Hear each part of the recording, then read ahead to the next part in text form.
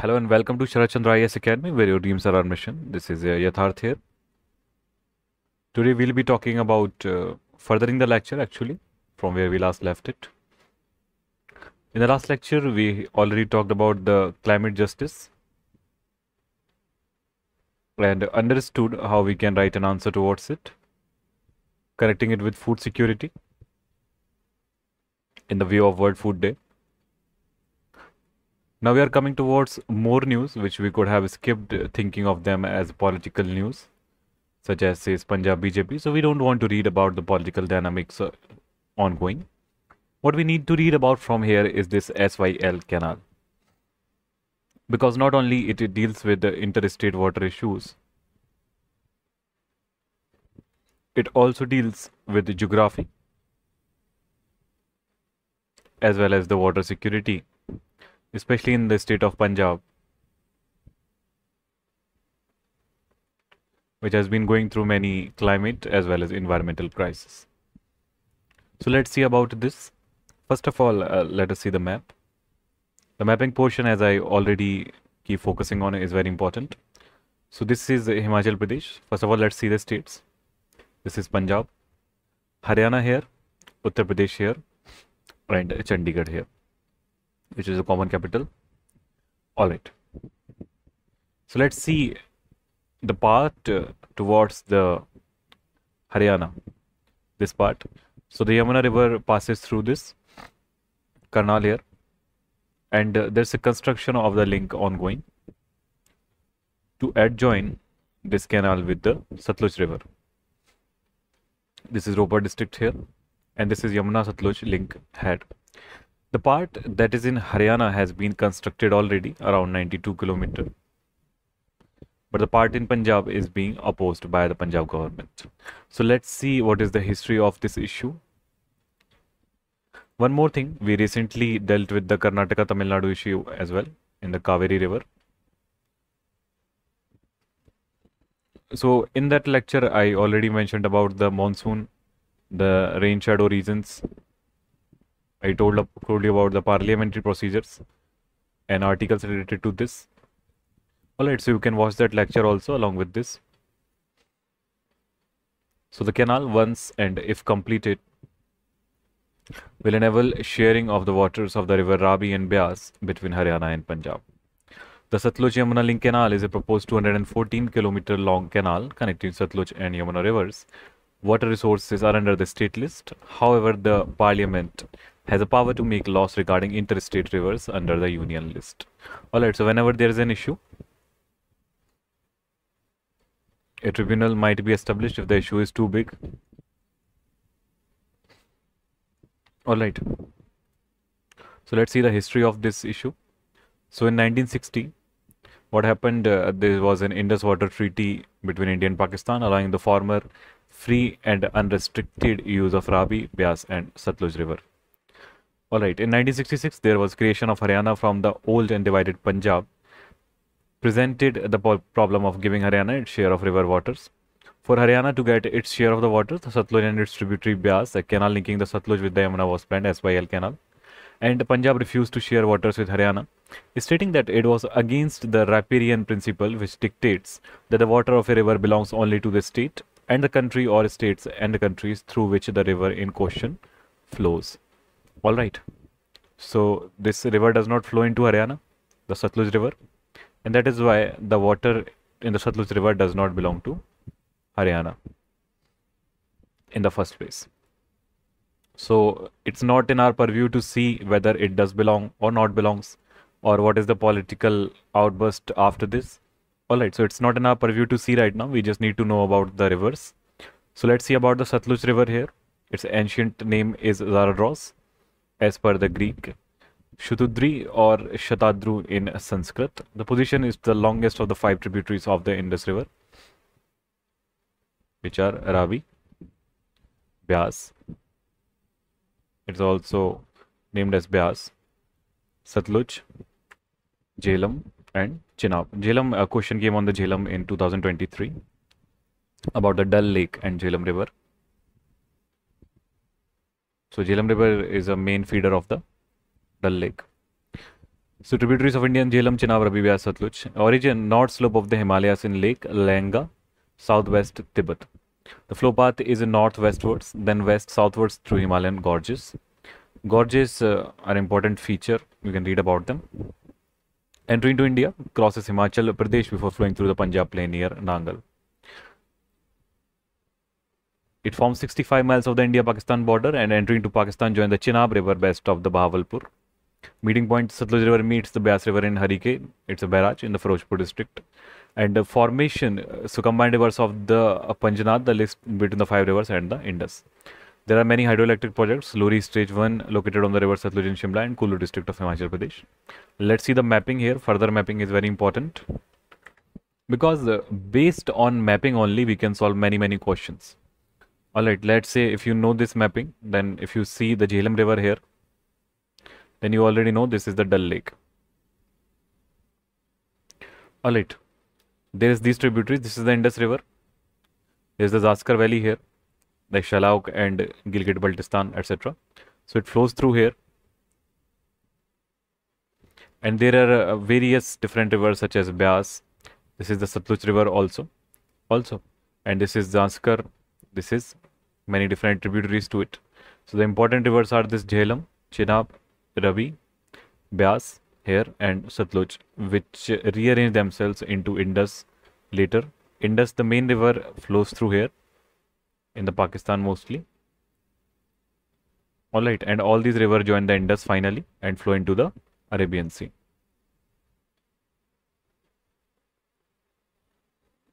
So this mapping is important.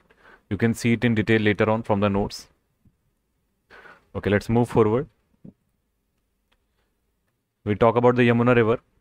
Just a second, let me change the pen color. So Yamuna River, it originated into the Yamunotri Glacier near Bandarpunch peaks in the Mussoorie region of the lower Himalayas. Uttarkashi district, Uttarakhand. The basin flows through Uttarakhand, Himachal Pradesh, Haryana and Delhi before meeting the Ganga at Sangam in Prayagraj, Uttar Pradesh. The length is approximately 1,376 kilometers. And important dams are Lakhwar Byasi Dam, Tajiwala Barrage Dam and others. Significant tributaries are Chambal, Sindh, Betwa and Kain. Chambal River flows a lot in Madhya Pradesh and Rajasthan. Alright. Here you can see many different rivers which are tributaries to the Yamuna. This is the Yamuna main river which is coming from the Uttarakhand here, Yamunotri Glacier. And cities it covers are New Delhi, Agra. There are the major cities and Allahabad. So here it meets Ganga further on in the Prayagraj or Allahabad, whatever you call it. Alright, so here you can see Kain, Betwa, Sindh and the main tributary Chambal, which flows mainly in the Rajasthan state as well as the Madhya Pradesh. Here is Kali Sindh river and Chambal and Parbati. So these are various different rivers. Alright, the Banas is also a major tributary which joins the Chambal and then the Yamuna. Right, moving further, different news. So government introduced laws to provide security to gig workers if needed. Now this news is about Delhi especially. So we are not concerned with what happens in Delhi. We are concerned what happens on a national level. But we need to see what is gig economy or gig workers. So already a mains question has come in 2022, I guess, or 21. So gig economy is a free market system in which organizations hire or contract workers for a short span of time, not giving them a complete employment. Simply put, the positions are temporary to meet the company's requirement in that phase, having short-term engagements. Startups like Ola, Uber, Zomato and Swiggy have established themselves as the main source of the gig economy in India. Who is a gig worker? So according to the Code on Social Security 2020, a gig worker is a person who performs work or participates in a work arrangement and earns from such activities outside the traditional employer-employee relationship. They are independent contractors, online platform workers, contract firm workers or on-call workers and temporary workers. So let's see what is the size of gig economy in India. So Niti Aayog study on India's booming gig and platform economy has estimated that at present about 47% of the gig workers in medium skilled jobs, about 22% in high skilled and about 31% in low skilled jobs. So we are talking about the gig economy here. So basically we could have rejected this news because it only belongs to Delhi and tells about a future promise. Both are not of our use, but gig economy is already of use. Okay, so what are the proposed law for gig workers? The Ministry of Labor and Employment introduced the Code on Social Security 2020. The Code on Social Security brings gig workers within the ambit of labor laws for the first time. So new labor laws were proposed in 2020 also. There were 3 labor laws that were proposed. The code stipulates that central and state governments must frame suitable social security schemes for gig workers on matter relating to health and maternity benefits, old age security, education, provident fund, accident benefits, life insurance, disability insurance, among others. The central government has also been tasked with establishing a social security fund for gig workers. Gig employers must contribute 1 to 2% of their annual turnover to this fund, which may be used for aforementioned schemes. The code also mandates the compulsory registration of all gig workers to avail of benefits under these schemes. The code also envisages the constitution of a National Social Security Board by the central government to monitor the implementation of such schemes. Okay, let's move to the next news, which is about a termination of the medical termination of the pregnancy. So this news again could have been skipped because High Court allowing women to a certain case, let's say a certain woman in a certain case. So this is not important for us because it's not a permanent or new development. SC could allow this development. All right. What's important for us is the MTP law, medical termination of pregnancy law in India. Okay, so that we can use it in answer writing or somewhere else. So abortion in India has been legal, first of all, under various circumstances. All right, in special circumstances, with the introduction of the MTP Act of 1971.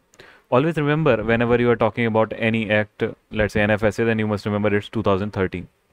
When you're talking about MTP, you must remember it's 1971.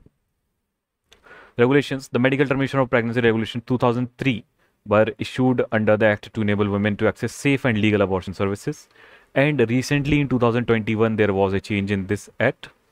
So the MTP Amendment Act was passed in 2021, introducing several amendments to MTP Act of 1971. These changes included allowing women to seek safe abortion services on grounds of contraceptive failures. Alright, this is the primal reason for seeking abortions, that there was a failure of contraception, and that is why safe abortion must be, or women must be allowed to seek safe abortion. Increasing the gestation limit to 24 weeks for special categories of women, requiring the opinion of one abortion service provider up to 20 weeks of gestation. So 24 weeks are a lot actually. They are around 6 months or so, and the gestation period of complete baby is 9 months approx. Alright, so 6 months, that means almost 80% of the baby is completely developed under the uterus. So in special conditions, only such things should be allowed, and it still is controversial. So abortion can now be performed until 24 weeks of pregnancy by notification in the Gazette, etc. Cost coverage. The cost of the abortion service fully covered by the government's public national health insurance funds, Ayushman Bharat and employees state insurance. So this is the simple thing that we need to learn from this next news. Now coming to the next news about the southwest monsoon withdrawal from India.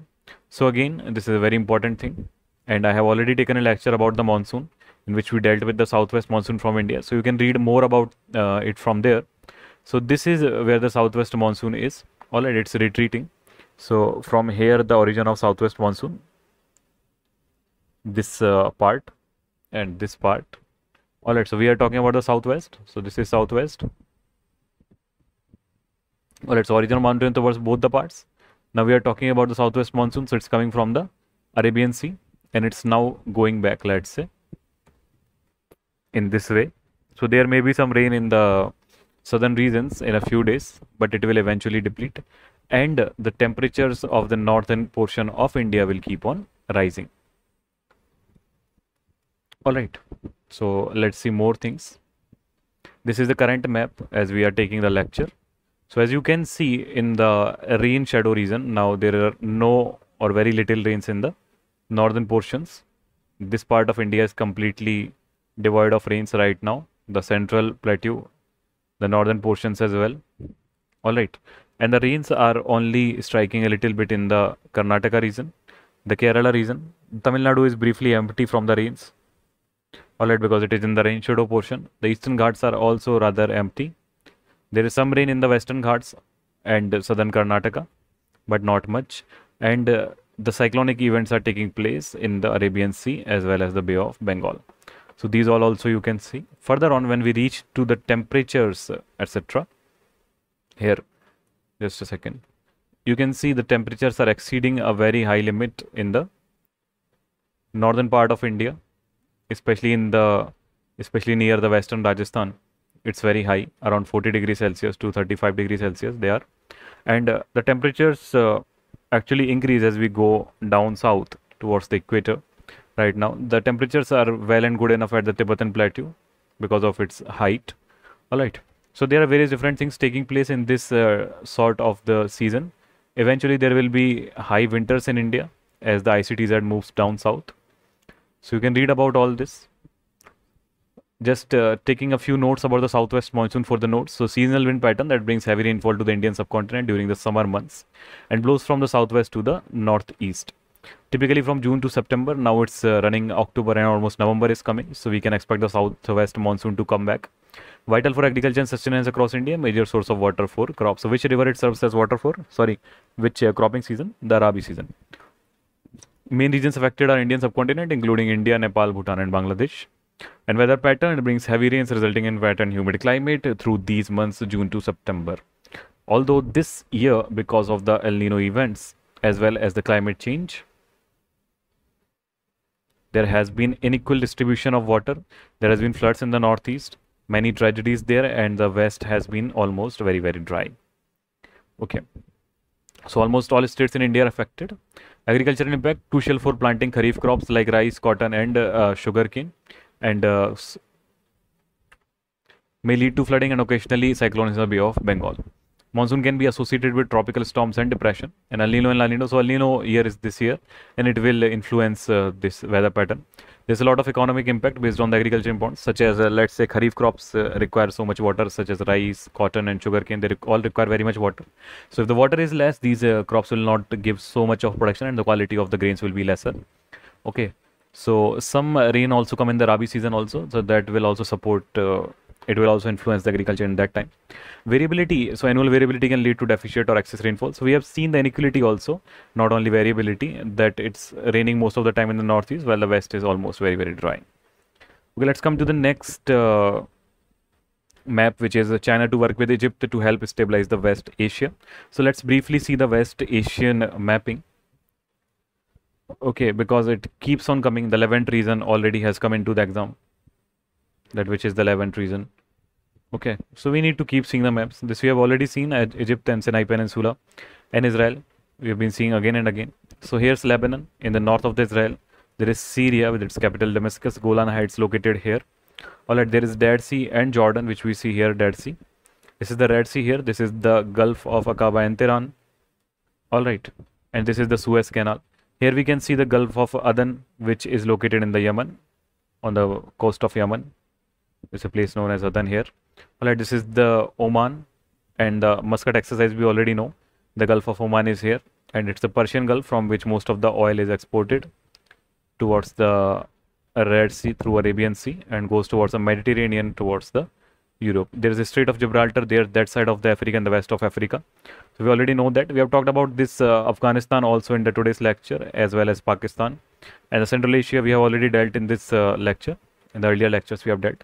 This is Caspian Sea located between the Middle East and the Central Asia. This is the Black Sea, which is located above Turkey, you must remember, and the down of the Turkey there is Mediterranean Sea. There are Palestinian territories on the both sides, such as the West Bank and the Gaza Strip. This is Turkey here. Alright, there is Istanbul, the bridge between the Asia and the Europe. When we go towards this side, we find Armenia as well as the different various countries. There is Greece and Italy here. Okay, there is Azerbaijan and Armenia here. There's Iran here, Iraq. Alright, so all of these countries are here. We can see in the map. So this mapping is very, very important. You must remember. There was also a conflict very recent in the Karabakh, Nagorno-Karabakh region. I'll map it for you. So we come to this side of Turkey. There's Armenia and Azerbaijan here. Alright, this was the Nagorno-Karabakh region, and here was a big conflict going on in the past few months. Okay, so this is very important. Coming to the various instability, causes of the instability in various countries, you can see Bahrain. Cyprus, Iran, Iraq, Israel. So I have made a list of all the instability causing issues in these countries. You can see from the map and see from the notes here. In the Saudi Arabia, Syria, Turkey, United Arab Emirates and Yemen, etc. So there's you can see. One more thing, last we'll see that over 2 million trapped in Gaza. The attack continues. So Gaza we have already seen, but let's see one more thing, that this is the Gaza in a zoomed view. Just a second. Okay, so this is the Gaza Strip in a zoomed view, and here are the most Palestinian territories. We have directly borders from Egypt, but Egypt is not allowing any refugee towards the Egyptian side from the Gaza Strip, as it says that it will permanently make a refugee crisis. All right. So there's this mapping is important.